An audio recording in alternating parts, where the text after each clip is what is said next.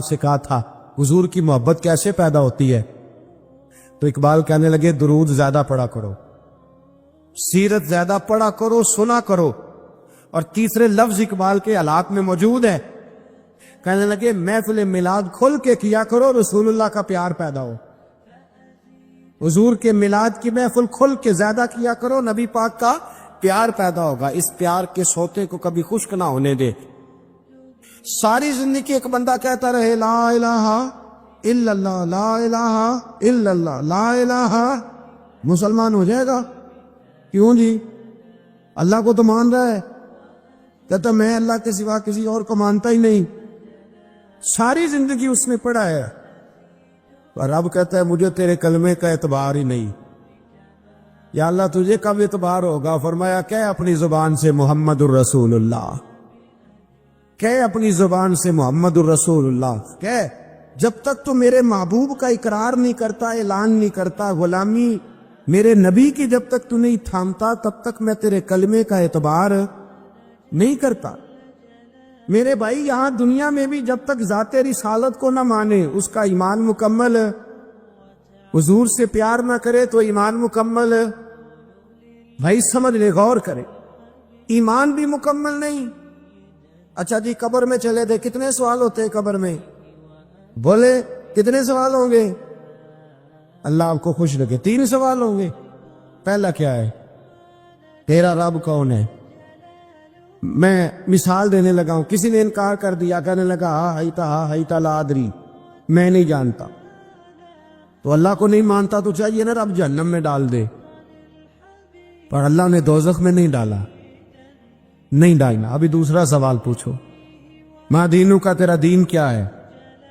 ہا ہیتا لا ادری، کافر ہے، منافق ہے، فاسق ہے، کہتا ہائے افسوس میں نہیں جانتا۔ چاہیے تھا نا دین نہیں جانتا دوزخ میں ڈالا جائے، لیکن اللہ ابھی دوزخ میں، ابھی جہنم کا گڑھا نہیں بنی۔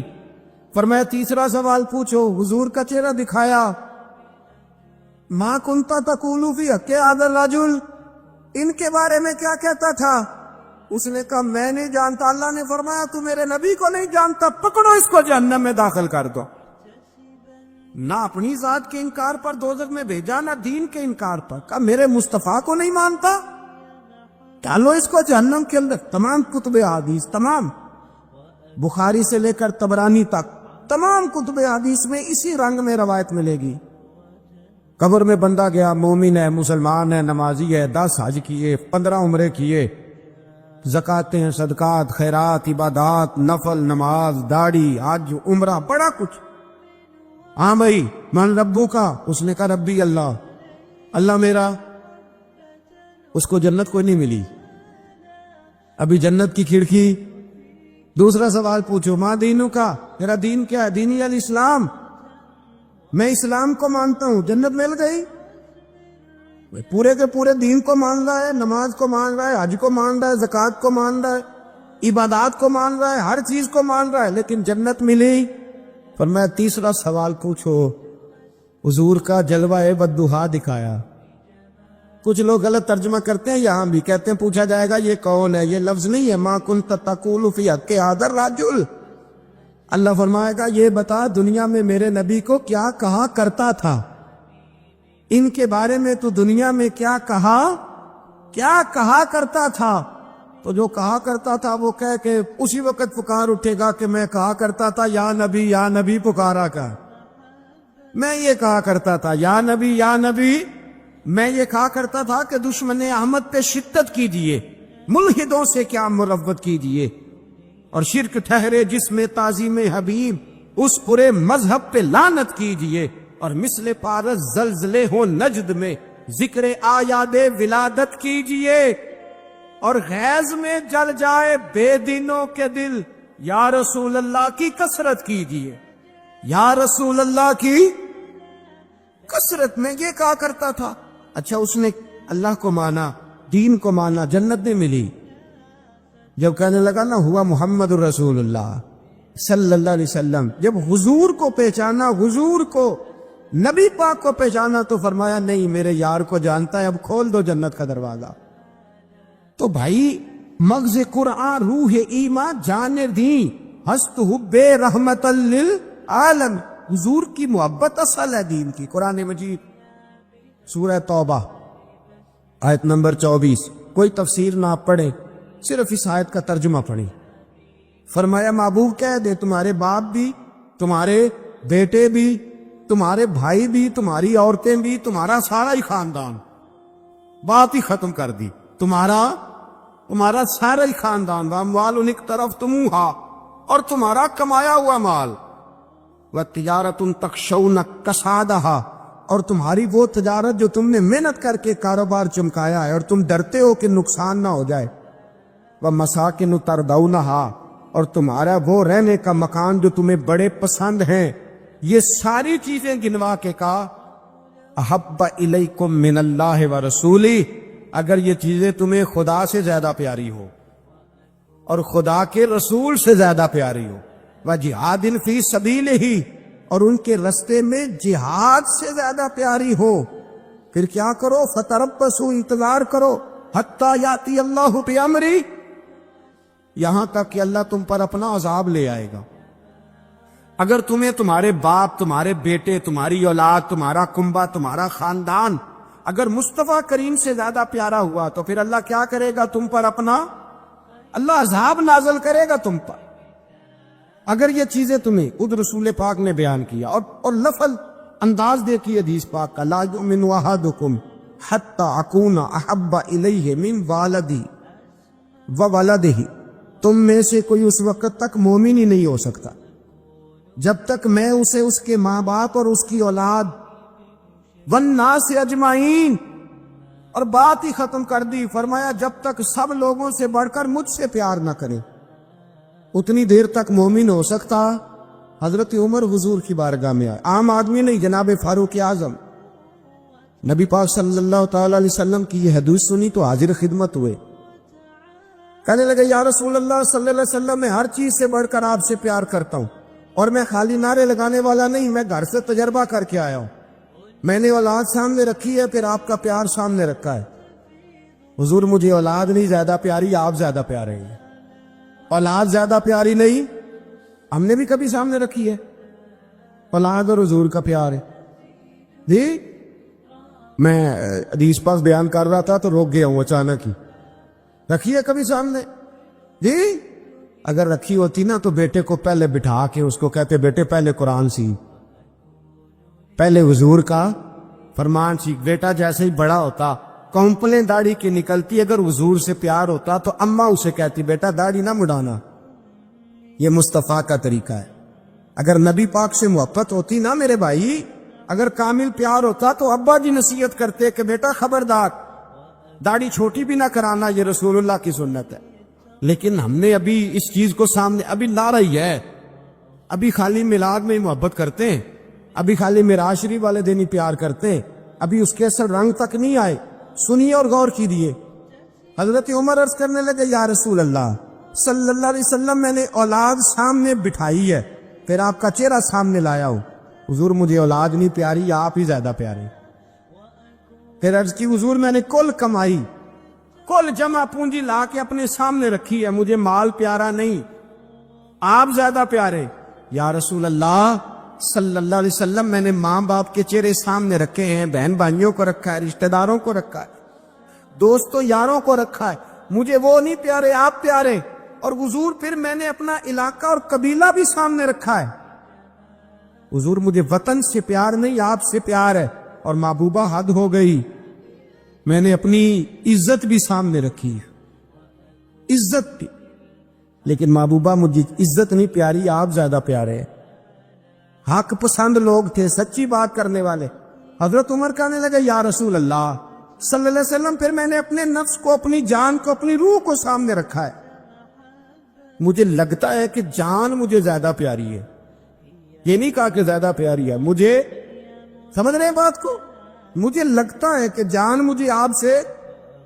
میرے رسول پاک نے دست مبارک اٹھایا اور جناب عمر کے سینے پہ مارا. فرمایا عمر جا، ابھی تو تیرا ایمان ہی مکمل نہیں ہوا. اگر تو اپنی جان سے بڑھ کر مجھ سے پیار نہیں کرتا تو تیرا ایمان مکمل ہے، تیرا ایمان مکمل ہے، تیرا ایمان مکمل حضرت عمر کہتے حضور کا ہاتھ لگا تو میں نے اعلان کیا، میں نے کہا محبوبہ تیرے دست مبارک نے خیر کر دی ہے، حضور اب مجھے آپ جان سے بھی زیادہ پیارے ہو گئے، آپ اشارہ کریں میں جان قربان کرنے کو بھی تیار ہوں۔ آپ مجھے اصل میں نا ٹی وی پہ بیٹھتا ہے ایک اینکر بیچارہ جو 3 لاکھ روپیہ تنخواہ لیتا ہے یا 6 لاکھ، اس نے حق حلال کرنی ہوتی ہے اپنی کمائی، ٹی وی پہ بیٹھا ہے بیچارہ، نہ اس کو دین کے حروف ابجد کا پتہ ہے، وہ ٹی وی پہ بیٹھا ہے، اب جس پارٹی سے پیسے لیتا ہے اس کا وہ نمک خاری کا حق ادا کرتا ہے۔ کہتے جی حضور نے اپنے دشمن کو معاف کیا ہے، مولوی سخت بات کرتے ہیں، حضور نے اپنے دشمن کو، آپ کسی پارٹی کے لیڈر کے خلاف دوسری پارٹی کا بیان کبھی سنیں، اس لیڈر سے پیار کرنے والے اتنی اتنی لمبی زبانیں کھول کے ٹی وی پہ آ جاتے ہیں، اور وہ لفظ جو میڈیا پر اور اسمبلی میں ویسے ہی قانون کا حصہ نہیں وہ بھی بول دیے جاتے ہیں۔ لوگ ان معاملات میں بھی حمایت کرتے ہیں اپنے لیڈروں کی جن میں حمایت بنتی ان میں بھی، اور ذات رسالت کی بات آتی ہے تو کہتے ہیں نہیں حضور نے معاف کیا ہے، مولوی جذباتی ہوتا ہے، یہ ایسے تو نہیں نہ ہوتا، تجھے اصل میں پتہ نہیں، تو پیار کرتا ہے ڈالر سے، تو پیار کرتا ہے شہرت سے، اور جو پیار کرتے ہیں نا مدینے کے ٹکڑوں سے، جو کھاتے ہیں نا رسول اللہ کے نام کا صدقہ، جو حضور کے نام کا، امیر ملت پیر جماعت علی شاہ صاحب محدث علی پوری رحمت اللہ علیہ فرماتے پاکستان بن رہا تھا تو اس وقت تو یہی بتایا گیا تھا نا کہ پاکستان کا مطلب کیا، پاکستان کا مطلب کیا، لا الہ الا اللہ، کہتے یہ بتایا گیا تھا۔ ہم پاکستان کے حق میں تقریریں کرتے تھے، اور ہندو پنڈت جو ہوتے تھے نا وہ اسلام کے خلاف معاذ اللہ اور پاکستان کے خلاف تقریریں کرتے تھے، جلسے ہوتے تھے۔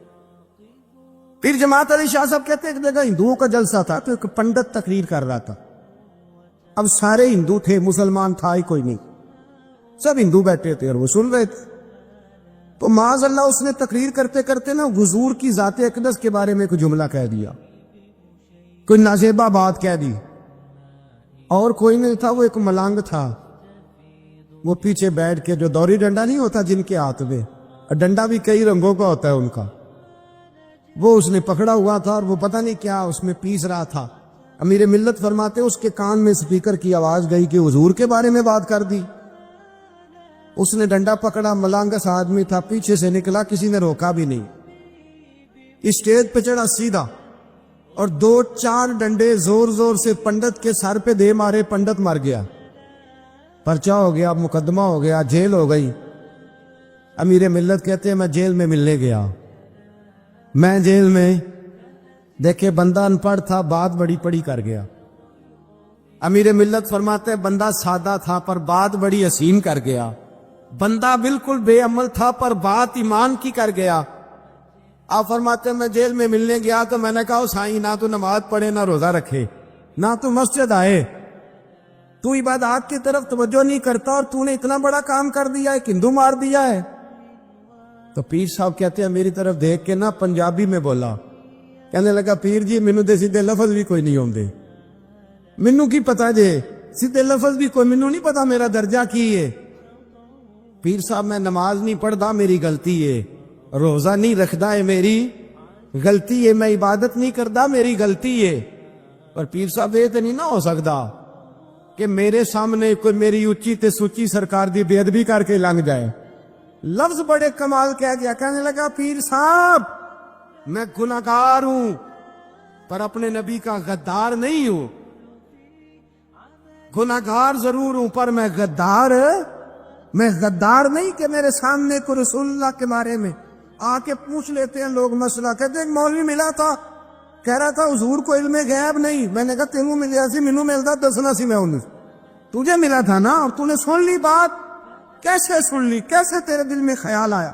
وہ تیرے سامنے تیرے مصطفیٰ کے علم کی توہین کر گیا، وہ تیرے سامنے رسول اللہ کے اختیار کی توہین کر گیا، وہ تیرے سامنے بیٹھ کر نبی پاک کے صحابی کی بے ادبی کر گیا، حضور کی اہل بیت کی بے ادبی کر گیا، اور تو سنتا رہا، یہ ہو کیسے گیا؟ سنو میرے اعلیٰ حضرت فرماتے ہیں میرے باپ کو کوئی گالی نکالے میں سن لوں گا، میرے بڑوں کو کوئی برا بلا کہے میں سن لوں گا، لیکن اگر میرے مصطفیٰ کے بارے میں بات کرے گا تو زبان پکڑ کے کھینچ لوں گا۔ حضرت انس بن مالک رضی اللہ تعالیٰ عنہ ارشاد فرماتے ہیں کہ نبی پاک علیہ السلام کے جب ایام وصال قریب آئے نا تو حضور مسجد میں آنا جانا کم فرما دیا تھا، کئی دن حضور تشریف نہیں لاتے تھے، تبھی علالت کے باعث۔ یہ بھی اللہ تعالیٰ کی قدرت کاملہ ہے۔ فرماتے ایک دن نا پیر شریف کا دن تھا اور فجر کی جماعت تھی، اور جناب ابو بکر صدیق نماز پڑھا رہے تھے۔ اچانک نا حضور کا دل کیا غلاموں کو دیکھنے کو، تو حضور نے نا حضرت عائشہ صدیقہ کے مکان کے حجرے کا پردہ سرکا کے نا تو غلاموں کو دیکھا۔ اب تو ماشاءاللہ بہت سارے لوگوں نے مدینے کی زیارت کر لی ہے نا، آپ جانتے ہیں کہ یہاں کر کے ان کا مکان ہے، تو یہاں اگر سامنے امام کھڑا بھی ہو تو مقتدی دیکھ بھی لے پردہ سرکا ہے، تو یہ پہلے والے دیکھ لیں گے جو قریب ہیں، آخری والے تو نہیں نا دیکھ بھائی یہاں سے پردہ سرکایا کسی نے، تو یہ 5 7 10 جو قریب کے نمازی ہیں وہ تو دیکھ لیں گے، تو وہ جو صف کے اینڈ پہ ہیں وہ کیسے دیکھیں گے، اور صف کا جو امام ہے وہ کیسے دیکھے گا؟ اور حدیث میں بخاری مسلم سے پیش کر رہا ہوں، حضرت انس بن مالک کہتے ہیں نبی پاک نے جب پردہ سرکا کے چہرہ انور دکھایا نا تو فرماتے ہیں ہمیں یوں لگا کہ قرآن کا صفحہ کھل گیا ہے۔ آپ فرماتے ہیں جب ہمیں لگا نا قرآن کا صفحہ کھل گیا تو حضرت ابو بکر صدیق نے چاہا کہ نماز چھوڑ کے پیچھے آ جائے تاکہ حضور امامت کرائیں، تو حضرت انس بن مالک فرماتے اجتماعی طور پر سب کا یہاں تک ہم پہنچ گئے تھے کہ شاید چند سیکنڈ اور گزریں گے تو ہم نماز توڑ دیں گے، فرض نماز توڑ دیں گے۔ ویسے کسی صوفی کا شعر پڑھیں تو لوگ اعتراض کرتے ہیں، اب حدیث سنا کے پڑھ لو خیر ہے، ویسے کسی صوفی کا شعر پڑھیں تو لوگ کہتے ہیں دیکھو جی بابے نے کیا کہہ دیا، یہ حدیث بخاری ہے اور بابا اس کا ترجمہ کرتا ہے۔ حضرت خواجہ صاحب فرماتے ہیں نماز پڑھا کہ میں تیں وال ویکھاں، کیا انداز گفتگو ہے، کہنے لگے نماز پڑھا کہ میں تیں وال ویکھاں مینوں کعبہ بھول گیا ای، نماز پڑھا کہ میں تیں وال دیکھاں مینوں کعبہ بھول گیا ای، بھول کے سب سوم صلاتاں ہکو یار دا فکر پہ آئی، مینوں بھول گئیاں سب سوم صلاتاں ہکو یار دا، نماز پڑھا کہ میں تیں وال ویکھاں مینوں کعبہ بھول گیا ای۔ اب اعلیٰ حضرت کی بھی ایک بات کر لیں، فاضل بریلوی فرمانے لگے حاجیو آؤ شہنشاہ کا روضہ دیکھے، کعبہ تو دیکھ چکے اب کعبے کا بھی کعبہ دیکھو۔ تو حضرت انس بن مالک رضی اللہ تعالیٰ عنہ فرماتے قریب تھا کہ نماز ٹوٹ جاتی، نماز ٹوٹ جاتی تو رسول پاک پہلے مسکرائے، پھر حضور نے وہیں سے اشارہ کیا کہ نہیں نماز مکمل کرو۔ اب ایک مسئلہ شرعی یہ بھی سن لیں کہ نماز میں لقمہ وہ دے گا جو نماز میں شامل ہوگا، جو ٹوٹیوں پہ بھی وضو کر رہا ہے وہ لقمہ نہیں دے گا، اور اگر امام نے قبول کر لیا تو نماز ٹوٹ جائے گی، پر حضور تو شامل نہیں تھے نا، پر صحابہ نے لقمہ دیا، حضور نے لقمہ دیا اور صحابہ نے لقمہ قبول کیا، لیکن کسی کی نماز ٹوٹی۔ چلتے چلتے بخاری سے ایک اور حدیث پڑھ لیتے، نبی پاک علیہ السلام ایک قبیلے کی صلح کرانے چلے گئے، فرمایا اگر مجھے دیر ہو گئی تو ابو بکر سے کہنا جماعت کرا دے، جس ابو بکر کو نبی پاک مصلی پہ کھڑا کرے وہ واقعی ساری امت کے امام ہے، یعنی حضور مصلی دے، ابو بکر سے کہنا جماعت کرا دے۔ حضرت صدیق ایک پر کھڑے ہو گئے تو نبی پاک بھی آ گئے، جماعت کھڑی ہوئی تھی کہ حضور بھی پہنچ گئے۔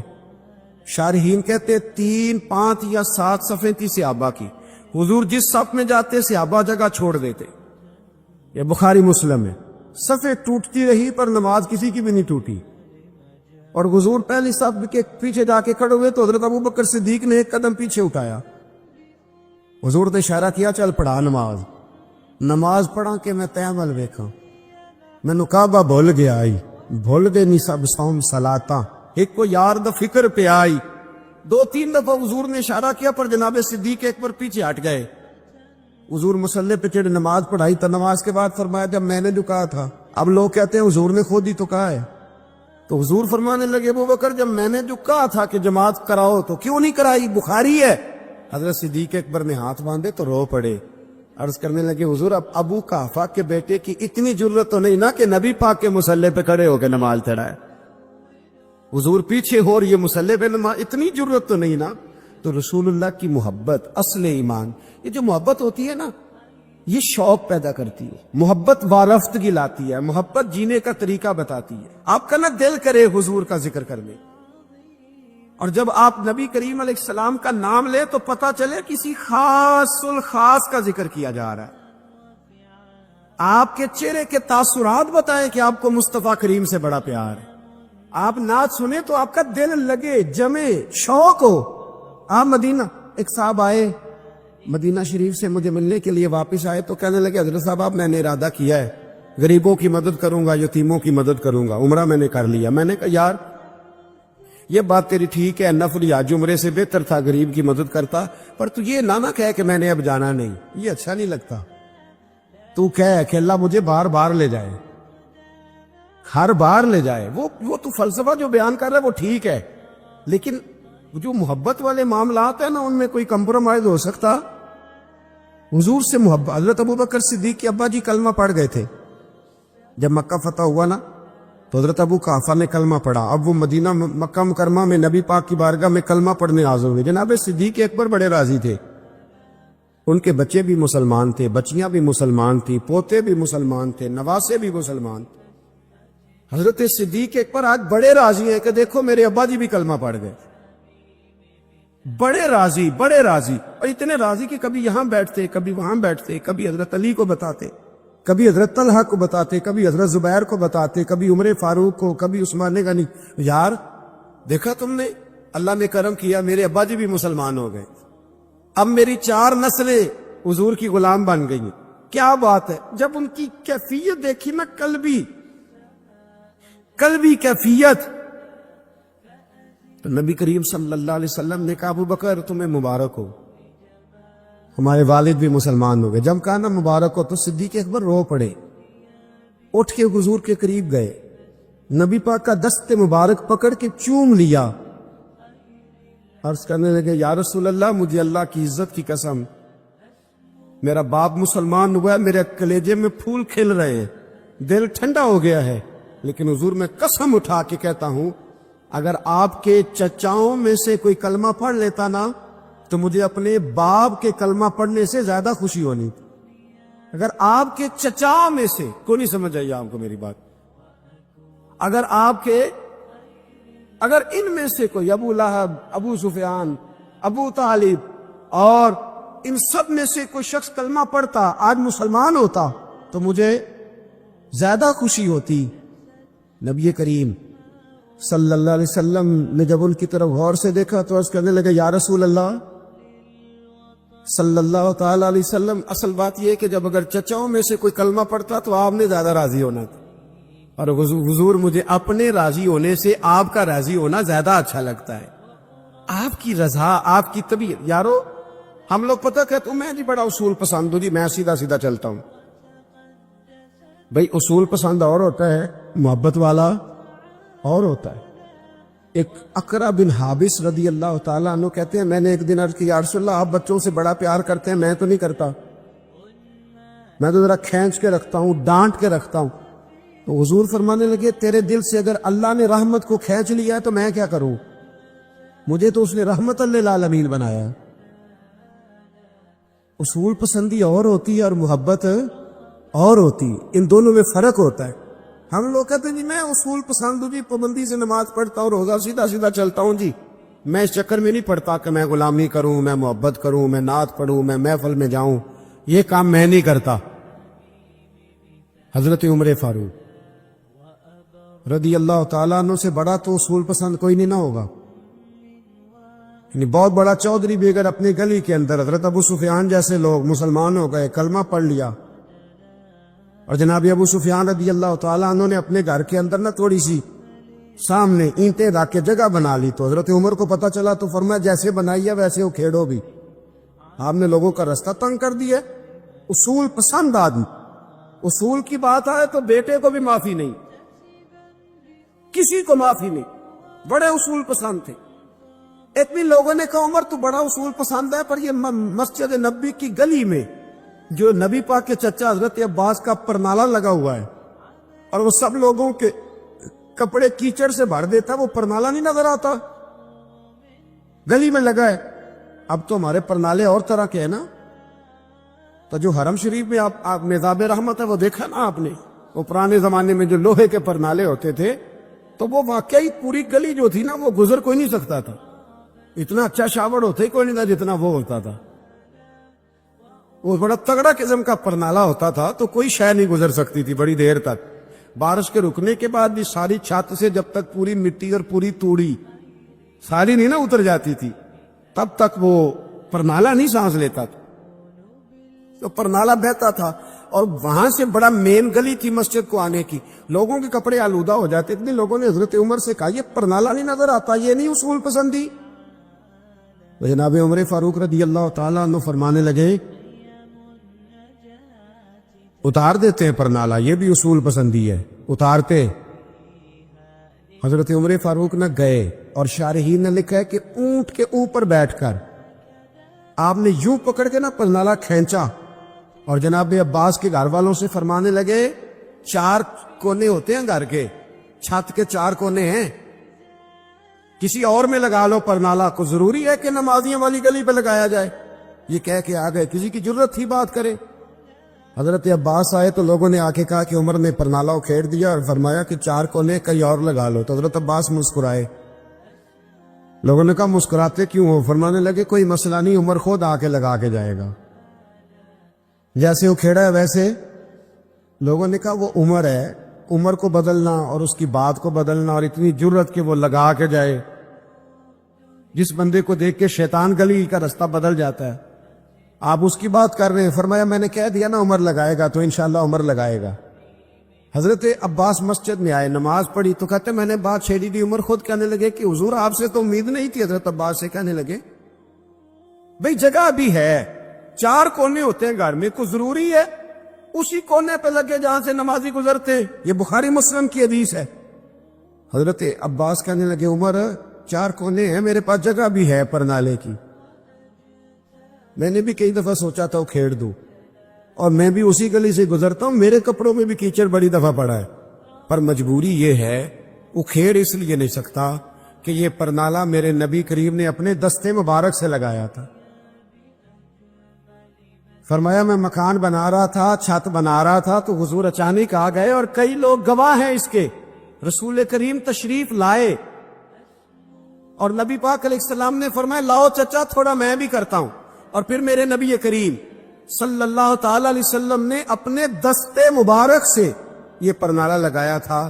کئی دفعہ سوچا کھیڑ دوں، پھر سوچتا ہوں حضور نے لگایا تھا، لیکن چلو اب تو علت پائی گئی، اب تو سمجھ آ گئی، اصول بن گیا، اب تو اصول بن گیا نا، تو ٹھیک ہے آپ اب اس طرح کرے، اکھیڑ دیا تو ٹھیک ہے۔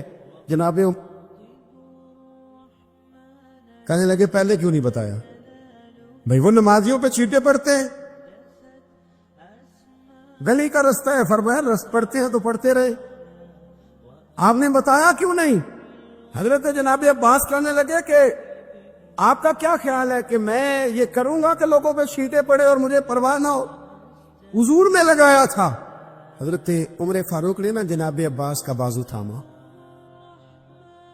تن تندور تے ہڈاں دا بالن، بازو تھاما، اور تھام کے نا اسی جگہ لے گئے جہاں پرنالا اکھیڑا تھا۔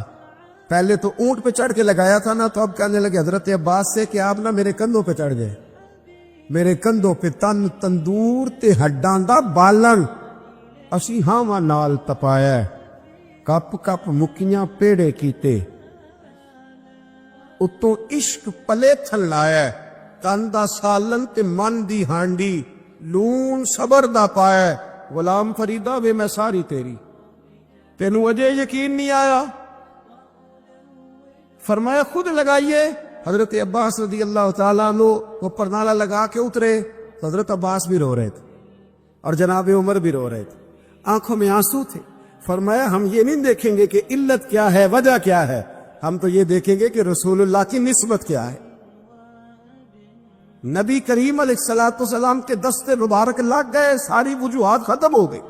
اب جس کے کپڑوں میں پانی پڑتا ہے پڑے، جس کو تکلیف ہوتی ہے لیکن چونکہ یہ رسول پاک صلی اللہ علیہ وسلم نے دستے مبارک سے لگایا ہے، تو تو مزاج یہ ہے کہ جہاں بات آئے گی ذات رسالت کی وہاں باقی کے قانون چھوڑ دیے جائیں، وہاں باقی کے معاملات چھوڑے جائیں گے، وہاں تکلف سے نکلا جائے۔ ایک صحابی تھے حضرت عتبان بن مالک نام تھا، نابینا ہو گئے آخری عمر میں، حضور کی بارگاہ میں حاضر ہوئے، عرض کرنے لگے یا رسول اللہ صلی اللہ علیہ وسلم، میری خواہش ہے کہ آپ میرے گھر بھی تشریف لائیں۔ حضور صلی اللہ علیہ وسلم نے فرمایا کل ظہر کے بعد آئیں گے، کتنے لوگ آ جائیں؟ عرض کی حضور ظہر کے نمازی آ جائیں۔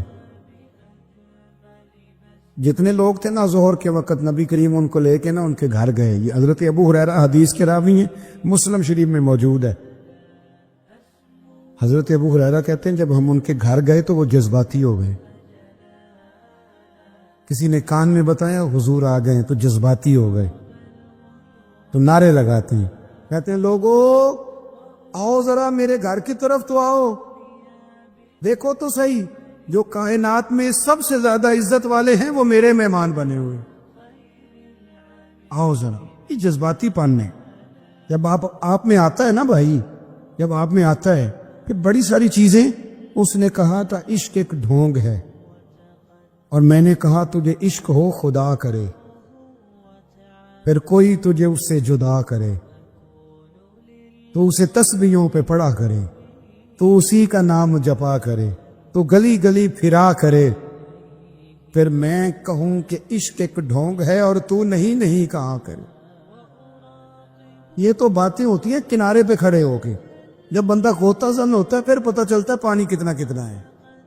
حضرت عتبان بن مالک کہنے لگے جو سب سے زیادہ معزز ہے وہ میرے گھر ہے، اور پھر انہوں نے پورے محلے کی دعوت بھی پکائی، اور صحیح حدیث میں موجود ہے حضرت عتبان بن مالک سے حضور نے فرمایا بلایا ہے تو بتاؤ کیا حکم ہے ہمارے لیے؟ عرض گزار ہوئے، کہنے لگے یا رسول اللہ گھر کے کسی کونے میں 2 رکعتیں نماز پڑھ دیں، میں جب تک زندہ رہوں گا وہاں سجدے ہی کرتا رہوں گا۔ میری بات کی سمجھ آ رہی ہے؟ ہمارے بزرگوں نے نا صدیوں محنت کی لوگوں کے دلوں میں نبی کریم کی محبت پیدا کرنے کے لیے۔ آج بھی جو نوجوان داڑھی نہیں رکھتا، نماز نہیں پڑھتا، کلین شیو ہے، مسجد میں رہتا ہے، مسجد میں نہیں آتا، لیکن اس کی بھی نا نبی پاک کے ساتھ دلچسپی بڑی مضبوط ہوتی۔ میں نے دیکھا ہے جب حضور کا نام آتا ہے تو چہروں کے رنگ بدل جاتے ہیں۔ یہ مطلب صرف میرا تو دعویٰ نہیں نا کہ میری پگڑی کے نیچے سارا عشق چھپ گیا ہے، یہ آپ کیسے قید کر سکتے ہیں؟ ابھی تک میں آپ کو حدیثیں سنا رہا تھا، اب ایک بات سناتا ہوں امیر ملت پیر جماعت علی شاہ صاحب۔ پاکستان کا مطلب کیا تانوں کنے دسی یہ گل؟ تسی سو پاکستان بنانے، اب تو آپ کی جماعتیں کہتی ہیں جمہوریت کے لیے، اب تو سارے کہتے ہیں جمہوریت نہیں ختم ہو، وہ کس بلا کا نام ہے جی؟ اگر جمہوریت کے لیے پاکستان بنایا تھا تو ہندوستان کی جمہوریت تو آج بھی پاکستان سے اچھی ہے۔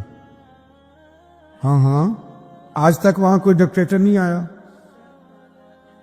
اگر آپ نے صدارتی نظام کے لیے بنایا تھا تو بتائیں ہمیں۔ کہتے ہیں وہ فلانا مولوی الیکشن پہ کھڑا ہو گیا، مذہب کا کارڈ استعمال کر رہا ہے، تو قائد اعظم نے بھی تو مذہب کا کارڈ استعمال کیا ہے۔ پاکستان کا مطلب کیا؟ علامہ اقبال نے کون سا کارڈ استعمال کیا؟ خاص ہے ترکیب میں قوم رسول ہاش، یہ مذہب کا کارڈ نہیں۔ اگر پاکستان کے نعرے میں اسلام شامل نہ ہوتا تو یہ بنتا ہی نہیں تھا، یہ ضرورت ہی نہیں باقی بچتی۔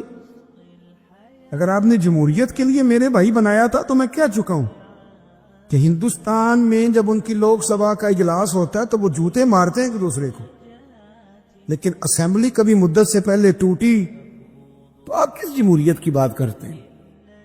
کس آپ ڈکٹیٹرشپ کی؟ پاکستان کا مطلب کیا؟ لا الہ، یہ موٹی سی بات تھی، یہ ایک نعرہ تھا۔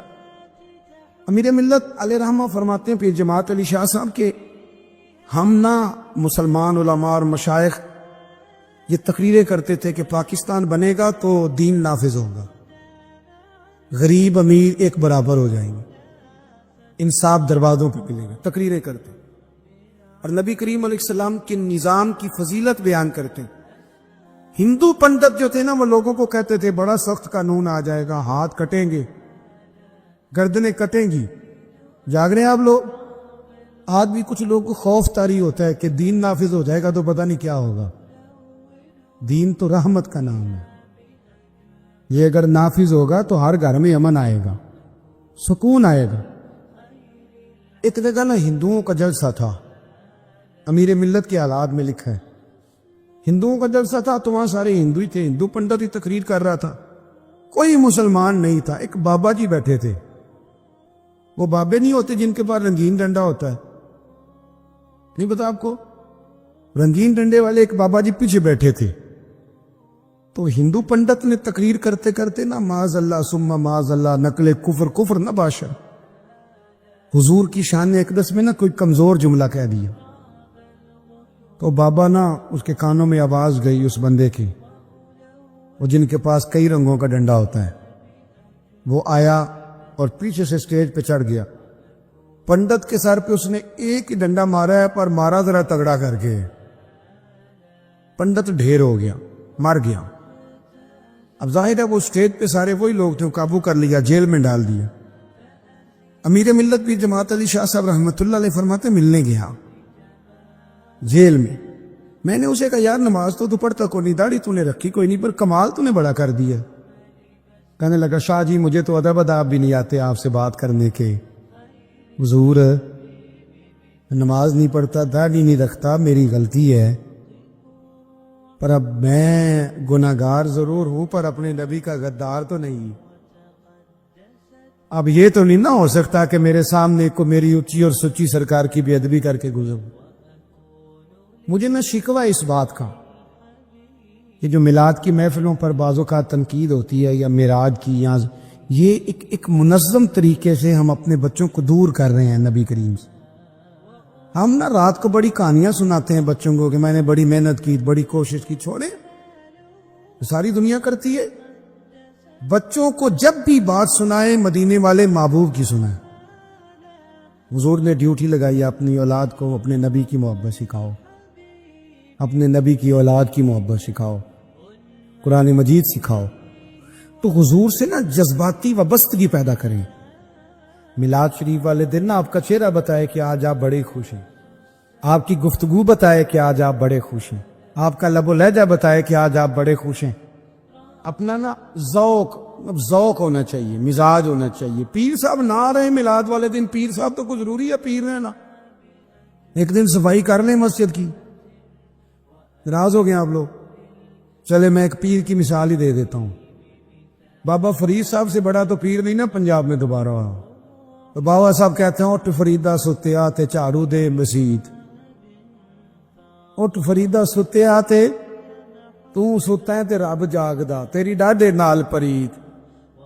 اللہ کو منایا میرے رسول پاک، حضور نے ہمیں بتلایا اسے مناؤ، اس کی بارگاہ عالی مرتبت میں جھکو، اور حضور نے خود میں یہ طریقہ ہمارے سامنے بطور سنت کے چھوڑا، اور پھر نبی پاک صلی اللہ علیہ وسلم نے آگے بڑھ کے ہمیں کچھ اور باتیں بھی ارشاد فرمائی۔ حضور نے ہمیں بتلایا کہ پچھلے لوگ اپنے رب کو کیسے مناتے تھے، وہ کس طرح اس کے حضور ناز عرض کرتے تھے۔ حضور نے ہمیں اللہ کو منانے کے طریقے بھی بتلائے، فرمایا جب ماں باپ دعا مانگیں گے اولاد کے حق میں تو وہ مان جائے گا۔ حضور علیہ السلام نے فرمایا جب مسافر دعا مانگے گا تو اللہ مان جائے گا۔ فرمایا میرے رسول کریم نے کہ جب بیمار دعا مانگے گا تو اللہ مان جائے گا۔ اور سید عالم علیہ السلام فرمانے لگے جب تمہارے ضعیف، کمزور، مجبور لوگ دعا مانگیں گے تو اللہ مان جائے گا۔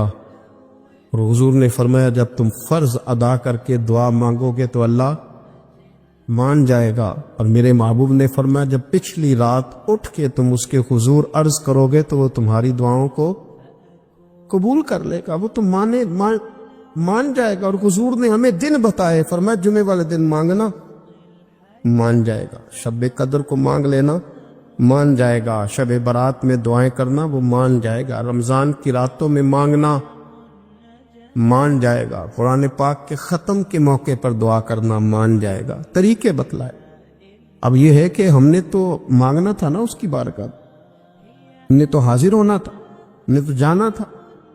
اب ہم نے آگے بڑھنا ہے، اس کے حضور عرض کرنا ہے۔ حضور نے ہمیں بتلایا کہ مومن متقی ہوتا ہے نا، پرہیزگار ہوتا ہے، اس نے کچھ نیکیاں بھی کی ہوتی ہیں، جس طرح اسے اپنے گناہوں کا پتہ ہوتا ہے نا، اسے پتہ ہوتا ہے کہ نہیں یار فلاں کام میں نے فقط اللہ کی رضا کے لیے کیا ہوا ہے اور میرا اور میرے رب کا راز ہے۔ فرمایا جب تم بڑے الجھ جاؤ نا، جب تم بڑی آزمائش میں آ جاؤ اور جب تم سمجھ لو کہ اب میں بڑی تکلیف میں آ گیا ہوں، تو پھر ایک طریقہ حضور نے ہمیں اور بھی بتلایا مانگنے کا، ایک اور طریقہ بھی بتلایا، اور وہ روایت صحیح مسلم میں موجود ہے۔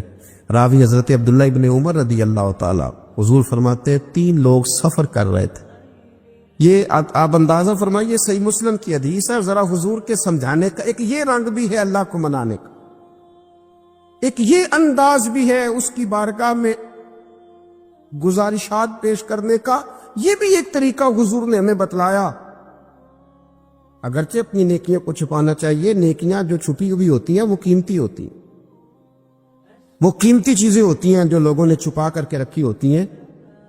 حضرت عبداللہ ابن عمر فرمانے لگے کہ نبی پاک صلی اللہ علیہ وسلم فرماتے ہیں 3 لوگ سفر کر رہے تھے، رستے میں طوفان آ گیا، تیز بارش شروع ہو گئی، تو حضور فرماتے ہیں وہ تینوں بارش سے بچنے کے لیے ایک غار میں چھپ گئے۔ ان کو پتہ ہے پرانے زمانے کے اندر غاریں ہوتی تھیں، اور لوگ جب سفر کرتے تھے لمبے تو پتھروں اور پہاڑوں کے بیچ میں سے سفر کرتے تھے۔ وہ غار کے اندر چلے گئے، اب چونکہ طوفان بہت زیادہ تھا، جب وہ غار کے اندر چلے گئے تو اللہ کے پیارے حبیب صلی اللہ علیہ وسلم فرماتے ہیں ایک پتھر اوپر سے لڑکتا ہوا آیا اور غار کے منہ کے آگے آ کے اس نے غار کو بند کر دیا۔ اب اتنا تیز اور اس مضبوطی کے ساتھ وہ پتھر لگا اور اتنا صحیح فٹ ہوا کہ اندر روشنی آنی بھی ختم ہو گئی۔ اب 3 لوگ ہیں، تھوڑی دیر تو وہ پریشان رہے کہ شاید اب کبھی بچ نہیں سکیں گے، شاید چاروں جانب اندھیرا ہی ہے اور اندھیرا ہی رہے گا، شاید یہاں سے نکلنے کے لیے اب ہمیں کوئی رستہ میسر نہیں آئے گا۔ وہ پہلے تو پریشان ہوئے، پھر کہنے لگے یار اس طرح کرو، ذرا غور کیجئے گا میری بات پہ۔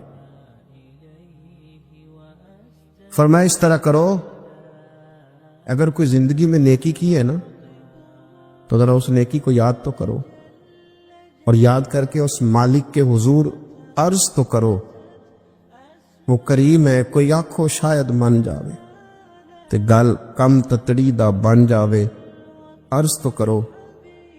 ان میں سے یہ آپ اندازہ فرمائیے، یہ بات بیان کون کر رہا ہے؟ یہ مدینے والے رسول بیان کر رہے ہیں، یہ نبی پاک علیہ السلام نے بیان فرمایا، یہ وہ کہانی ہے جو ہمیں ہمارے نبی پاک نے سنائی، رسول کریم علیہ السلام نے ہمیں بتلائی، یہ داستان محبت۔ حضور فرمانے لگے ایک نے ان میں سے ہاتھ اٹھائے اور اس نے انداز کیا چھیڑا، عرض کرنے لگا اللہ تو جانتا ہے نا میں نے بکریاں رکھی ہیں، میں غریب ہوں، مزدور ہوں، اور مالک تو یہ بھی جانتا ہے کہ میرے بچے بھی ہیں، بیوی بھی ہے، اور میں جب بھی گھر لوٹا ہوں تو دودھ میں نے بچوں اور بیوی کو پہلے نہیں دیا، بوڑھے ماں باپ کو پہلے دیا۔ اللہ میں نے ان کے ساتھ ہمیشہ کرم کے بازو کھول کر معاملہ کیا۔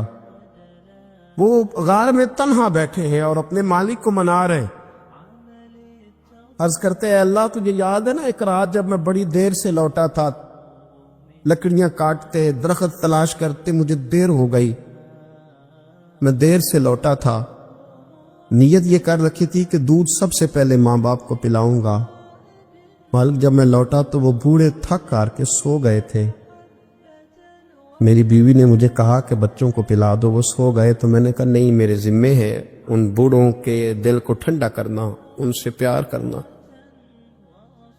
اللہ بیوی مانگتی رہی، بچے طلب کرتے رہے، میری ٹانگوں میں گھومتے رہے، بار بار آتے رہے، پر میں نے دودھ نہیں پلایا۔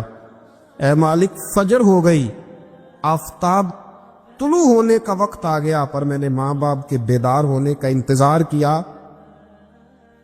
اے اللہ وہ جب اٹھے تو ان کی آنکھوں میں جو میرے لیے دعا تھی اور ان کے سینوں میں جو میرے لیے کرم تھا، اگر تیری بارگاہ میں وہ نیکی قبول ہے تو مالک پھر رحم فرما، نہ اس مشکل سے آسانی عطا فرما۔ سنو سنو، رسول کریم صلی اللہ علیہ وسلم فرماتے ہیں کہ اس بندے کی دعا مکمل ہوئی تو پتھر تھوڑا سا سرک گیا، اور اتنا سرکا کہ آسمان نظر آنے لگا۔ جس نے ماں باپ کو منایا ہے، ان سے پیار کیا ہے، پھر یہی بات وسیلہ بن جائے گی رب کے ماننے کا، پھر یہ وسیلہ بنے گی، اللہ اس سے مان جائے گا۔ پھر رسول کریم صلی اللہ علیہ وسلم فرمانے لگے، دوسرا بولا اور عرض کرنے لگا کہ اے اللہ، تو جانتا ہے مجھے اپنے چچا کی بیٹی بھانے لگی تھی، میں اس کی طرف رغبت کرنے لگا تھا، اور میں نے جب اس سے جا کے ارادہ کیا کہ میں تیرا طالب ہوں، تو اس نے مجھے کہا کہ پہلے 100 دینار لاؤ۔ بانا تو اللہ، میں نے مشقت کر کے 100 دینار جمع کیے، اور جب میں پوری طرح اس پر حاوی ہو گیا، وہ میرے قبضے میں آ گئی اور گناہ کا میں نے ارادہ کر لیا، تو اس عورت کے منہ سے ایک جملہ نکلا کہ اللہ سے ڈر، اے مالک وہ میرے قبضے میں تھی، اے اللہ میں گناہ پر قادر تھا، میں چاہتا تو گناہ کر لیتا، لیکن جب اس نے تیرا نام لے کے کہا نا کہ اللہ سے ڈر، اللہ میں ڈر گیا، میں اسے چھوڑ کے آ گیا۔ اگر تجھے یہ بات پسند ہے تو پھر نکال دینا اس مشکل سے، پھر کر دینا کرم۔ اللہ میری بھی تو چڑھتی جوانی تھی نا، میں بھی تو سب کچھ کر سکتا تھا، پر تیرے لیے، تیری خاطر میں لذت گناہ سے باز رہا، تو اللہ تو رحمت فرما دے۔ حضور فرماتے ہیں اس کی دعا مکمل ہوئی تھی کہ پتھر تھوڑا اور سرک گیا۔ پھر تیسرا بولا، اور اس نے بول کے کہا، اے اللہ، ایک مزدور کو، ایک دیہڑی دار کو، ایک غریب کو میں نے کام پہ رکھا ہوا تھا، یہ تیرا اور میرا راز ہے اللہ۔ وہ مزدور، وہ دیہڑی دار میرے پاس کام پہ لگا تھا، کچھ چاول میں نے اس کی اجرت مقرر کر دی کہ تو کام مکمل کرے گا تو میں تجھے دوں گا، اور جب اجرت لینے کا وقت آیا تو وہ بگڑ کر ناراض ہو کر چلا گیا، میں اسے ڈھونڈتا رہا، وہ مجھے ملا نہیں، میں نے اس کے چاولوں کی قیمت کاروبار میں انویسٹ کر دی، اس کا تھوڑا سا سرمایہ پر میں نے کھایا نہیں، پھر وہ اس سے میں کاروبار کرتا رہا، اور اتنا کاروبار کیا کہ بہت ساری گائیں اور ان کے چرواہے تیار ہو گئے، وہ سالوں کے بعد لوٹا، میں نے اس غریب کا مال کھایا نہیں بلکہ بڑھایا، محفوظ کر کے رکھا، وہ سالوں کے بعد لوٹا اور کہنے لگا میرا مال، تو میں نے کہا وہ ساری گائیں تیری ہے، وہ چرواہا تیرا ہے، یہ سارا کچھ تیرا ہے۔ تو کہنے لگا تو مجھ سے مذاق کرتا ہے، میں غریب کہاں اور گاؤں اتنی بڑی گائیں کہاں، تو مذاق کرتا ہے؟ تو میں نے کہا مذاق نہیں، میں نے اپنے رب سے ڈر کے تیرے مال کی حفاظت کی، یہ تیرا ہے۔ اے اللہ، میں کھا بھی تو سکتا تھا نا، پر تجھ سے ڈر کر میں نے وہ سارا محفوظ رکھا۔ اللہ اگر تجھے میری یہ ادا پسند ہے تو پھر آج مان جانا، آج راضی ہو جا۔ اللہ کے رسول فرماتے ہیں اس کی دعا مکمل ہوئی تھی کہ پتھر لڑکا اور ان کے لیے رستہ بن گیا، وہ باہر آ گئے۔ تو حضور نے ہمیں بتلایا کہ وہ تمہاری نیکیاں جو چھپی ہوئی ہیں، وہ تمہاری نیکیاں جو تم نے خالص اللہ کی رضا کے لیے کی ہے، ان نیکیوں، ان اعمال کا وسیلہ بھی تمہارے رب کے ماننے کا ذریعہ بن جائے گا۔ اس کو منایا جائے، اس کے حضور حاضری دی جائے، اس سے بخشش کا سوال کیا جائے، اس کی بارگاہ میں یہ گزارش کی جائے کہ اللہ غریبوں، مجبوروں، کمزوروں اور ان لوگوں کے صدقے جو اللہ رستہ دیکھ رہے ہیں کہ رستہ کب کھلے گا، جو تیری بارگاہ کرم کے سوالی ہیں، ان کے صدقے تو رحم فرما، تو کرم فرما۔ تو میرے عزیز، ایک اور بات جو اللہ کو منانے کے لیے ہمیں ہمارے پیارے رسول صلی اللہ تعالی علیہ وسلم نے بتلائی کہ جب انسان بہت زیادہ عاجزی کرتا ہے نا، بہت زیادہ عاجزی، تو پھر بھی اللہ مان جاتا ہے۔ جب وہ اس کے حضور بہت عجز کا اظہار کرتا ہے، بہت زیادہ عجز کا اظہار کرتا ہے، وہ ڈر جاتا ہے اس سے۔ وَلِمَنْ خَافَ مَقَامَ رَبِّهِ جَنَّتَانِ، اور میں جو میرے سامنے کھڑے ہونے سے ڈرے گا، میں اسے 2 جنتیں عطا کروں گا۔ حضرت بابا فرید الدین مسعود گنج شکر بابا صاحب رحمت اللہ علیہ فرماتے ہیں کہ ایک نیک نوجوان تھا، دن کو روزہ رکھتا، رات کو نماز پڑھتا، پر اللہ سے ڈرتا پھر بھی بہت ہی زیادہ تھا، بڑا ہی ڈرتا تھا۔ موت کا وقت آیا تو ماں ہی تھی بس اس کی، تو ماں سے کہنے لگا اماں میری ماں ہے، میرے ساتھ 3 وعدے تو کر۔ اس نے کہا پتر تو بتا، آخری ہجکی لے رہا ہے اور اس غریبنی ماں سے تو وعدہ لے رہا ہے، بتا کیا وعدہ ہے؟ عرض کرنے لگا اماں جب میں مر جاؤں نا تو میرے گلے میں رسی ڈال کے تو مجھے گھمانا گھر کے صحن میں، اور لوگوں کو کہنا جو رب کی نافرمانی کرے اس کا یہی حال ہوتا ہے۔ یہ اعلان کرنا جو اللہ کے نافرمان ہوں ان کا یہی اشر کیا جانا چاہیے۔ اور اماں پھر دوسرا وعدہ کر، میرا رات کو جنازہ اٹھایا جائے، میں نہیں چاہتا کہ کسی کے منہ سے یہ لفظ نکل جائیں کہ وہ دیکھو اللہ کا نافرمان جا رہا، رات کو میرا جنازہ اٹھانا۔ اور اماں تیسرا میرے ساتھ وعدہ کر کہ لوگ مجھے دفن کر کے آ جائیں گے تو میری قبر پہ چلی جائے گی، عمل میرے پاس کوئی نہیں، پر مجھے لگتا ہے ماں کے قدموں کی برکت سے عرش کا مالک بھی رحم فرمائے گا۔ اماں تو وعدہ کر کہ میرے ساتھ وعدہ کر۔ بابا صاحب رحمۃ اللہ علیہ فرمانے لگے کہ ماں بوڑھی ماں نے وعدہ کر لیا، کہا بیٹے ٹھیک ہے، اگر تیری یہی ضد ہے تو میں تیار ہوں۔ پھر اس نے کلمہ شہادت پڑھا، اس نوجوان کی روح پرواز کر گئی۔ بوڑھی ماں نے رسی منگائی تو وَلِمَنْ خَافَ مَقَامَ رَبِّهِ جنتان، جو ڈر جائے، اس نے تو کہا تھا نا کہ رسی ڈال کے گھمانا اور کہنا یہ اللہ کا نافرمان ہے، اس کا یہی اشر ہونا چاہیے تھا۔ لیکن جب ماں گلے میں رسی ڈالنے لگی تو گھر کے ہر کونے سے آواز آنے لگی، خبردار یہ رب کا دوست ہے، اللہ کے دوستوں کے ساتھ اس طرح کا معاملہ نہ کیا جائے، اسے چھوڑ دیا جائے۔ اور کہا تمہیں کچھ بھی اور کرنے کی ضرورت نہیں ہے، یہ تو رب کا دوست ہے اور رب کی بارگاہ میں حاضر ہو گیا۔ کچھ کوئی بندہ کہے گا کہ یہ تو ایک بابا فرید کا سنایا ہوا واقعہ ہے، سنیے بخاری میں حدیث ہے، نبی پاک صلی اللہ علیہ وسلم نے فرمایا، حضرت ابو ہریرہ رضی اللہ تعالیٰ عنہ راوی ہیں، حضور فرماتے ایک شخص مرنے لگا تو اپنے بچوں سے کہنے لگا کہ میں جب مر جاؤں تو مجھے جلا دینا، اور پھر میرے جلے ہوئے وجود کو پیس دینا، پھر مجھے ہوا میں اڑا دینا۔ پتر مجھے اڑا دینا، مجھے بڑا ڈر لگتا ہے، اگر رب نے مجھ سے حساب پوچھا تو میں قابل نہیں ہوں، اڑا دینا مجھے ہواؤں میں۔ اگر اس نے مجھ سے عذاب لیا تو حساب لیا تو بڑا سخت حساب لے گا۔ حضور فرماتے ہیں، بخاری میں موجود ہے، اس کے بچوں نے اسی طرح کیا، اس کے مرنے کے بعد اسے جلایا، ہوا میں اڑا دیا۔ اللہ کے محبوب فرماتے ہیں رب کریم نے حکم دیا زمین کو کہ اس کے ذرات کو جمع کرو، زمین نے ذرے جمع کیے، خدا نے حکم دیا تو اس کا وجود پھر سے اسی شکل میں آیا۔ تو رب کریم نے فرمایا یہ جو تو نے وصیت کی تو کیوں کی؟ اللہ جانتا ہے کہ نہیں جانتا؟ یہ کی تو کیوں کی؟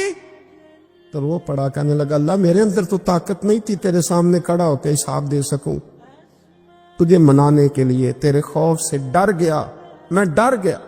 اگرچہ ہمارے بزرگوں نے لکھا ہے کہ آج یہ وصیت کرنا، اس رنگ میں یہ طرز اختیار کرنا درست نہیں، لیکن آپ غور فرمائیے کہ نبی پاک علیہ السلام فرماتے ہیں جب اس نے کہا نا اللہ تجھ سے ڈر کے یہ کیا،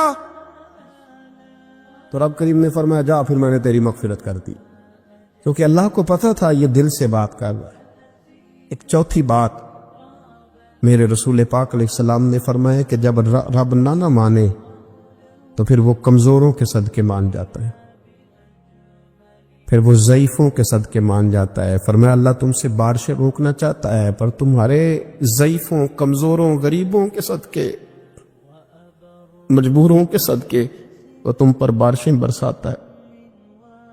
حضور فرماتے رباش اغبر لو اقسم علی اللہ لا برا، کچھ ایسے لوگ ہوتے ہیں کہ ان کے بالوں میں خاک پڑی ہوتی ہے، چہروں پہ مٹی الجھے ہوئے ہوتے ہیں، لیکن اگر وہ اللہ پہ قسم کھا لیں تو اللہ ان کی قسم بھی پوری کر دیتا، قسم بھی۔ حضرت عبداللہ ابن مبارک فرماتے ہیں، ابن قدامہ نے لکھا ہے، فرماتے ہیں بارش نہیں ہوتی تھی مکے میں، قحط پڑ گیا، تو سب لوگ مسجد الحرام سے باہر کھلی جگہ میں نکلے دعا کرنے کے لیے، سب اپنی اپنی دعائیں کر رہے تھے۔ تو میں تھوڑا باہر ہوا تو اچانک ایک غلام آیا، کالا سیاہ رنگ، 2 رکعتیں نماز پڑھ کے تو ہاتھ پھیلائے تو کہنے لگا اللہ مجھے پتہ ہے یہ جو کچھ بھی ہوا ہے میری نافرمانیوں کی وجہ سے ہوا ہے۔ تو ناراض ہو گیا نا، تو نے بارش روک لی، تو ناراض ہو گیا نا، ہمیں سبق سکھانا چاہتا ہے نا، یہ کسی اور کی وجہ سے نہیں، یہ صرف میری نافرمانیوں کی وجہ سے۔ اللہ رحم فرما، تیرے بندے تھوڑی سی بھی سختی برداشت کرنے کی طاقت نہیں رکھتے، کمزور ہیں، ڈر جاتے، غلام ہے، دعائیں مانگ رہا۔ حضرت عبداللہ ابن مبارک فرماتے ہیں اس نے چہرے پہ ہاتھ پھیرے تو کالی گھٹائیں چھا گئی، بارش ہونے لگی، میں اس کے پیچھے گیا، اس کا گھر ڈھونڈ آیا، تعقب کیا، پیچھا کیا، گھر میں نے تلاش کر لیا، اور گھر کو تلاش کر کے جب میں واپس آیا تو میں نے حضرت فضیل بن عیاض سے ذکر کیا تو کہنے لگے کسی طریقے سے اسے حاصل کرو۔ فرماتے میں اس کے گھر گیا، اس کے مالک نے مجھے دیکھا تو کہا عبداللہ ابن مبارک میرے گھر، اتنے بڑے ولی، اتنے بڑے درویش، اتنے بڑے محدث۔ میں نے کہا تیرا غلام چاہیے، اس نے کئی غلام دکھائے، میں نے کہا نہیں یہ نہیں، اس نے کہا یہ بڑے بڑے اچھے ہیں، کوئی سے بھی آپ لے لے، خرید لے، میں نے کہا نہیں۔ پھر وہ لاغر صاحب، وہ کمزور صاحب، وہ ضعیف سا نکل کر کے آیا، میں نے کہا یہ مجھے دے دو، تو کہنے لگا یہ تو بیچارہ بے ضرر سا آدمی ہے، کیا لے کے کریں گے؟ میں نے کہا نہیں مجھے یہی چاہیے۔ میں اس کو ساتھ لے کے چلا تو راستے میں پوچھنے لگا آقا میرے اندر تو کوئی ایسی بات نہیں تھی، مجھے کیوں خریدا؟ آپ مجھ سے کیا خدمت لیں گے؟ تو عبداللہ ابن مبارک فرمانے لگے میں نے کہا کوئی خدمت بھی نہیں لوں گا، میں تو خود تیری خدمت کروں گا، میں تیرا بیاہ کراؤں گا، تیرے لیے مکان بناؤں گا، میں تیری خدمت کروں گا، میں تیرا اور تیرے رب کا رشتہ دیکھ چکا ہوں، میں تیرا اپنے مالک کے ساتھ جو تعلق ہے اسے دیکھ چکا ہوں۔ کہتے میں نے جب لفظ کہے تو مجھے کہنے لگا 2 رکعتیں پڑھ لوں، اب مجھے لے جانا پر 2 رکعتیں پڑھ لوں؟ کہتے میں نے کہا پڑھ لو۔ تو 2 رکعتیں پڑھنے کے بعد میری طرف دیکھ کے کہنے لگا آقا مجھے اپنا حق معاف کر دینا، میں خدمت نہیں کر سکا۔ پھر کہنے لگا اللہ راز تو کھل گیا، اے اللہ راز تو کھل گیا، اللہ تیرا میرا معاملہ تھا، راز تو کھل گیا، راز تو کھل گیا، اللہ راز تو کھل گیا، میں سراپا مخزن راز تھا، میں رہا تھا مدت و راز میں، یہ تو تیرا شوق کے دید کشاں کشاں مجھے کھینچ لایا مجاز میں، اللہ راز کھل گیا۔ یہ لفظ کہتے کہتے کہتے کہتے اس شخص نے کلمہ پڑھا اور اس کی روح پرواز کر گئی، اس کی روح ہی پرواز کر گئی۔ تو کبھی ان کمزوروں کے ذریعے بھی اللہ کو منایا جا سکتا ہے، تو رب کو منانے کی کوشش کریں، اس کے حضور عجز کی کوشش کریں۔ ہر آدمی اپنے گھر میں بیٹھ کر، اپنے مصلے پہ بیٹھ کر، تنہائی میں بیٹھ کر اس سے کہے، اور یاد رکھنا وہ بڑا کریم ہے اور وہ بڑا قدیر ہے، بڑا قادر ہے، 1 منٹ لگاتا ہے اور ہر چیز اس کے کرم میں نہا جایا کرتی ہے، اس کے فضل میں ہر چیز نہا جاتی ہے۔ بوڑھے بھی دعائیں کریں، مائیں بھی دعائیں کریں، اور بچے بھی دعائیں کریں۔ آج دعاؤں کی رات ہے، کھل کر دعا کریں کہ اللہ ہمارے حال پہ رحم فرمائے۔ حضرت آدم سے لے کر جناب عیسیٰ تک آپ سارے انبیاء کو پڑھ لیں، وہ سارے یہی کہتے رہے کہ اللہ کے رسول آنے والے ہیں، اللہ کے رسول آنے والے ہیں، وہ آنے والے ہیں۔ پر فرق کتنا ہے، وہ کہا کرتے تھے آنے والے ہیں اور ہم کہہ رہے ہیں کہ آ گئے ہیں۔ وہ مسلمان تو چھوٹا سمجھتا ہے، تو شاید ہلکا جانتا ہے، ہوش کر اور اپنے اندر کے مصطفیٰ کریم کے اس غلام کو بیدار کر۔ رب فرماتا ہے میں نے تمہارے اوپر بڑا ہی احسان کیا، میں نے بڑا ہی احسان کیا۔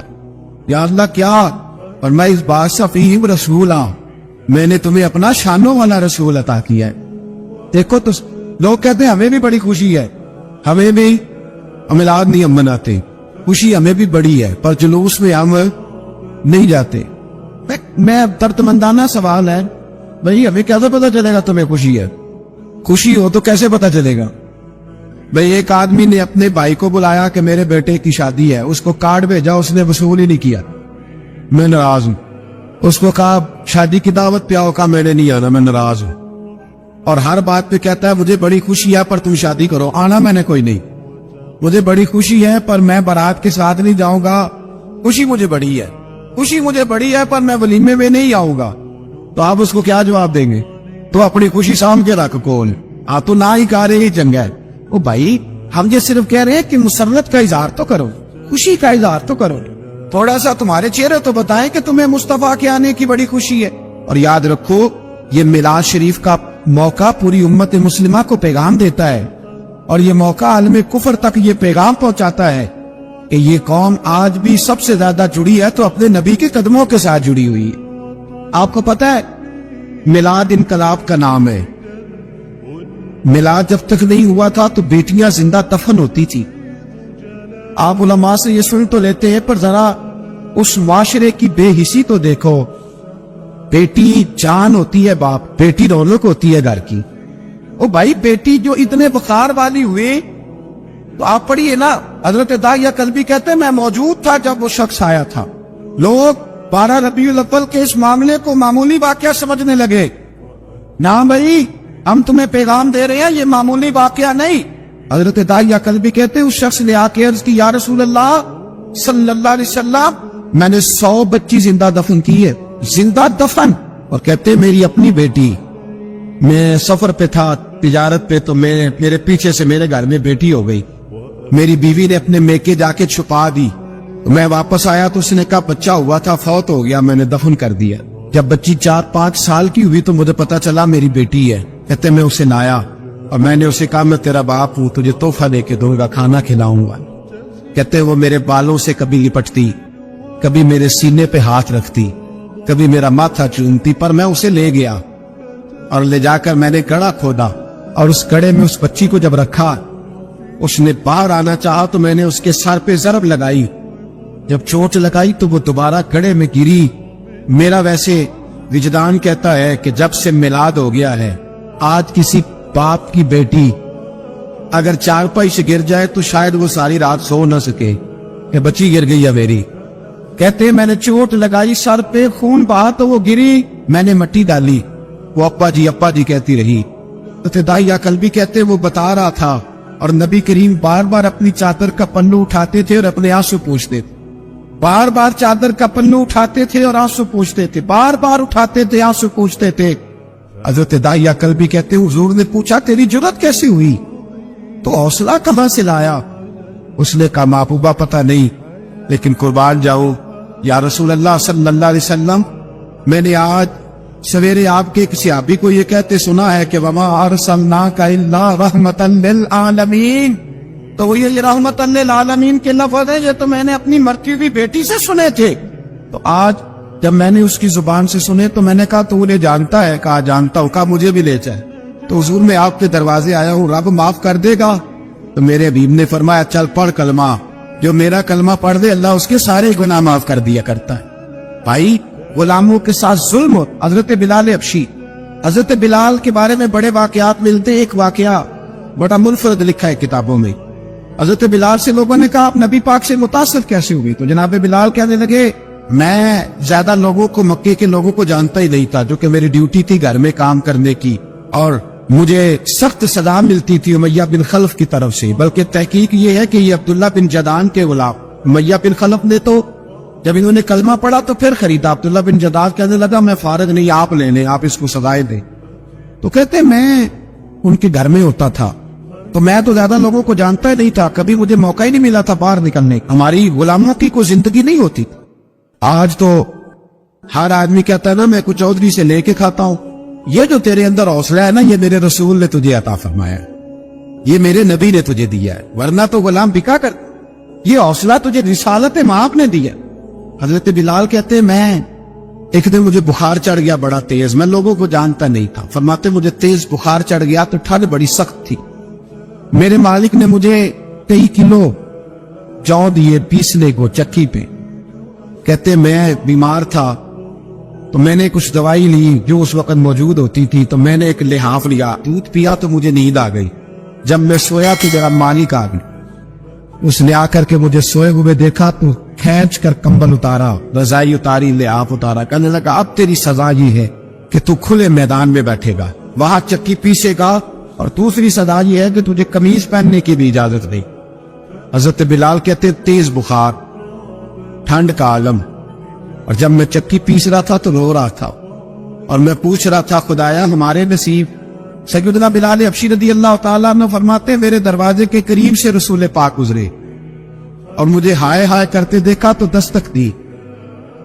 मैंने कहा कौन है, दरवाजा खुला है, आ जाओ. महबूब अंदर आए तो पूछने लगे क्यों रो रहे हो. मैंने कहा जाओ अपना काम करो, यहाँ दुख सारे पूछते हैं मदावा कोई नहीं करता. कहते मैंने सख्त जुमले कहे माज अल्लाह. हुजूर चले गए और जब हुजूर जा रहे थे तो मैं कह रहा था बस जा रहे हो ना, मैंने पहले ही कहा था जाओ. कहते कुर्बान जाऊं. थोड़ी देर गुजरी तो अल्लाह के रसूल के हाथ में गर्म दूध का प्याला था, खजूरें थी. हुजूर तशरीफ लाए और करीम रसूल ने मुझे खजूरें दी, दूध पिलाया और कहा चल जा कंबल में बैठ जा. तो मैंने कहा चक्की कौन पीसेगा, वो तो बड़ा मारेगा. कहते हैं लोगों उस नबी का मिलाद और मिराज भूल ना जाना, उस रसूल पाक की मोहब्बतों में कमी ना आने देना, उस महबूब का नारा सारी दुनिया में लगा देना. फरमाते मेरे हबीब के मैं कुर्बान जाओ. मुस्तफा करीम ने फरमाया तू बैठ रजाई में और आज तेरे हिस्से की चक्की मैं पीसूंगा. कहते सारी रात हुजूर चक्की पीसते रहे, सारी रात. सवेरे में उठा और मेरे हबीब पाक ने मुझे वो सारा कुछ दिया और खुद चले गए. अगली रात फिर आई तो हुजूर फिर आ गए, मुझे फिर रजाई में लिटाया, दूध पिलाया और सारी रात चक्की पीसी. कहते हैं बस तीसरे दिन हुजूर चक्की पीस के जाने लगे तो मैंने कदम थाम लिए. मैंने कहा बीबा दुनिया सारी झूठ बोलती है, जमाना सारा गलत कहता है, जो गुलामों के हिस्से का काम करे वो अल्लाह का सच्चा रसूल हुआ करता है. मैं दो चार बातें आपसे वो वाली करना चाहता हूँ जो मिलाद शरीफ पे सुनना हमारे लिए बड़ा जरूरी है. मेरे अजीजों, जिस तरह हमारे जिम्मे माँ बाप के हुकूक है, इसी तरह से हमारे ऊपर हमारे नबी के भी ये हुकूक खुद कुरान मजीद ने बयान किए, रसूल पाक ने बयान किए, सहाबा किराम ने बयान.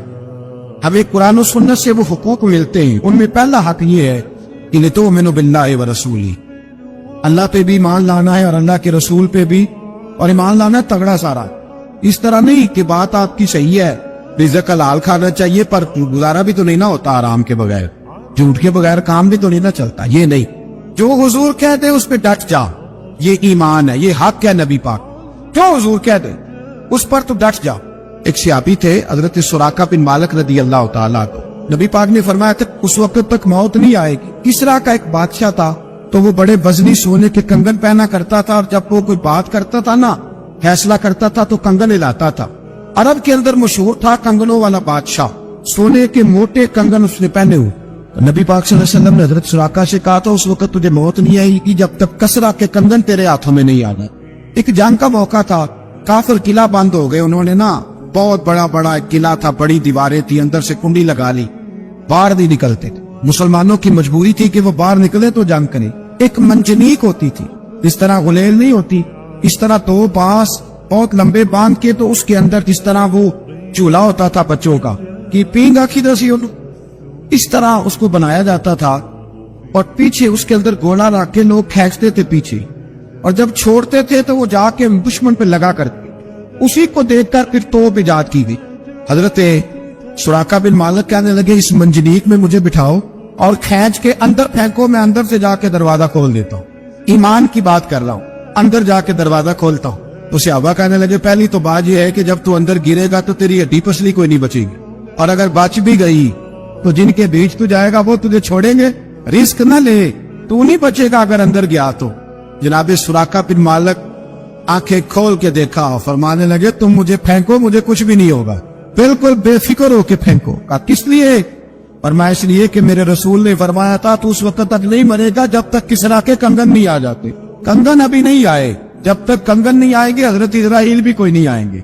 साडे नबी दी जुबान साडे वास्ते कुरान. हजरत सुराका बिन मालिक को फेंका, अंदर गए, गिरे भी, दरवाजा भी खोला, बाहर भी आए, सारा कुछ हुआ. और बाहर आके लोगों से कहने लगे तुम्हें कहा नहीं था कि मेरे नबी के फरमान बड़े सच्चे हैं. वह कुछ जमाना गुजर गया, हजरत उमर का दौर आया तो हजरत सुराका बड़े बूढ़े हो गए, ये आंखें झुक गई, बाल सफेद हो गए, बीमार हो गए, ज़ईफी आ गई.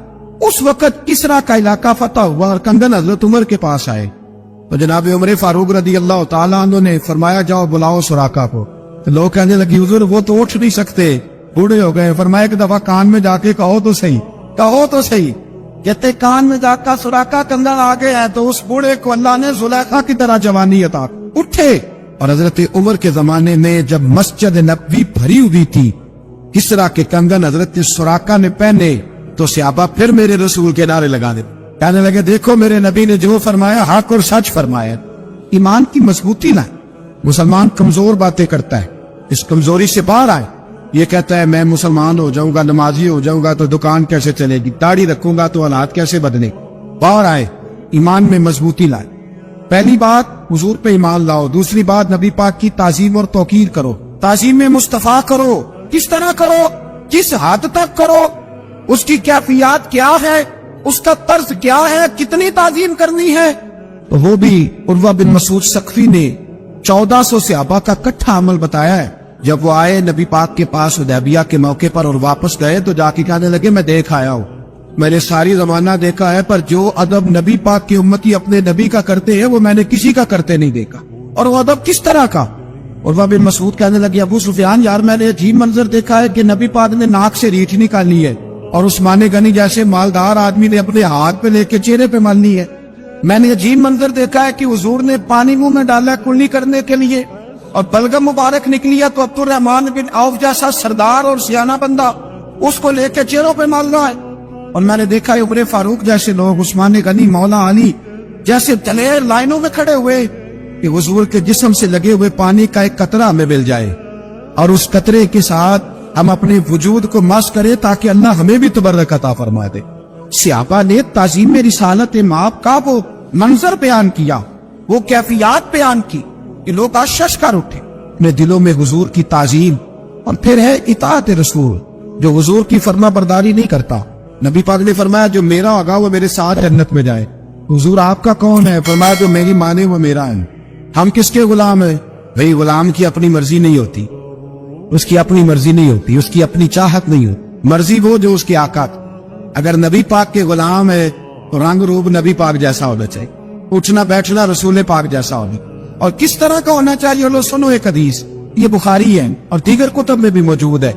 जब हजरत अबू बकर सिद्दीक नबी पाक को लेके आए ना यहाँ मदीना तैयबा, तो मदीने के सारे लोगों ने नबी पाक की जियारत नहीं की थी। कुछ ने देखा था, कुछ ने नहीं देखा। जब यहाँ लेके आए जनाब सिद्दीक अकबर तो कहते एक दरख्त के नीचे दोनों बैठ गए। अब हाल ये था कि जिस तरह के कपड़े हुजूर के थे जनाब सिद्दीक अकबर के भी उसी तरह के थे। जिस तरह का लिबास हुजूर ने इस्तेमाल किया उसी तरह, और जिस तरह का इमामा जनाब महबूब ने बांधा वैसा ही जनाब सिद्दीक अकबर ने। और सहाबा कहते हैं अगर इमामे का एक पेज कहीं से हुजूर का ढीला था ना, जनाब सिद्दीक अकबर का भी ढीला था। इस तरह हर चीज रंगी हुई थी हुजूर के रंग में, कच्चा रंग ललारी वाला ते जड़ा चढ़दा लेंदा रहिंदा, इश्क तेरे दा रंग मुहम्मद चढ़ जाए।